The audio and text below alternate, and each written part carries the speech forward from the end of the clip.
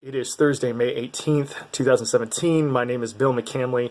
I'm a state representative from Las Cruces and Mesilla here in New Mexico with your legislative update for the day. This week, a lady named Francia Elena Benitz was seized by the United States Immigration and Customs Enforcement Service, and she is currently in jail, possibly awaiting deportation. Let me tell you a little about this lady. She and her husband and her son, who was 3 or 4 at the time, came to the United States 20 years ago. They came from Colombia, which was at the time in the mid-90s, for any of you that remember, one of the most dangerous places in the world with all of the drug cartels dealing cocaine. Now, they came here to the United States and requested asylum. That request was eventually turned down. I don't know why, but they came here legally. No one asked them to leave. Deportation at the time wasn't a very high priority, and so they continued to live. They had another son. The kids went to school. They both worked. She's paid her taxes every year for the last 19 years. The only crime she's committed is 1 speeding ticket. Her husband also worked very hard. He got involved with the Red Cross. Apparently, he went to volunteer for relief for Hurricane Sandy on the East Coast and Hurricane Katrina out in New Orleans. Her one son is 23, just graduated from New Mexico State with a degree in criminal justice with a minor in forensics. Now, this is really important for us here in New Mexico because we have this rape kit backlog that goes back to 1983. And one of the problems is we can't find people with the expertise needed to work in those labs like he will have if he could work here. He has applied just last 2 months for the Deferred Action Program that was implemented under President Obama. They have another son who's 15 who goes to Centennial High School.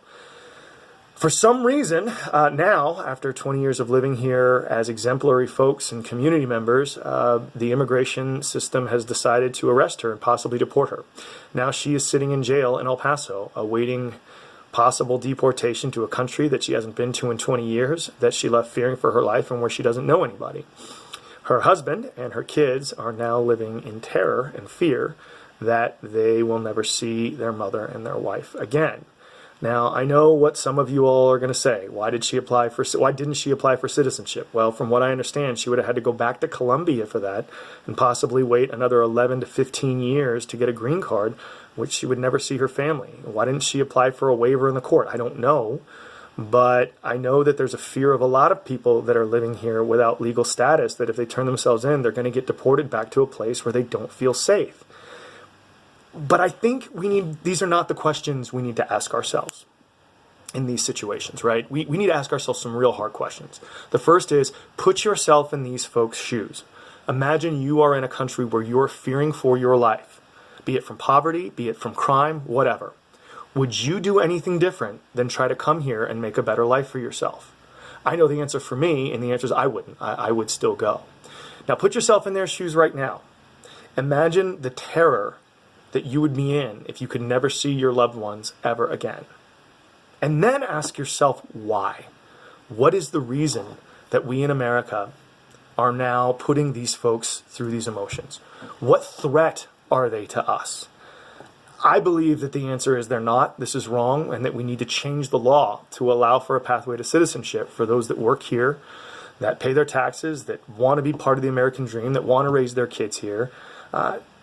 It's what America is. You know, we always talk about the American dream of people moving here and making a better life for themselves and their kids, like these folks did.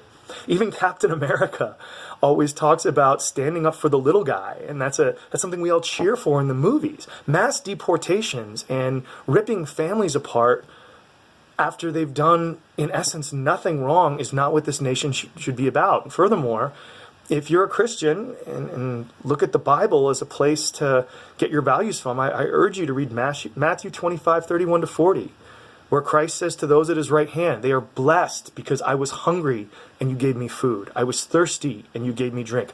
I was a stranger and you welcomed me. The righteous who he's talking to then asks, when did we see you, a stranger, and welcome you? And Christ replied, truly I say to you, as you did to the least of my brothers and sisters, you did unto me.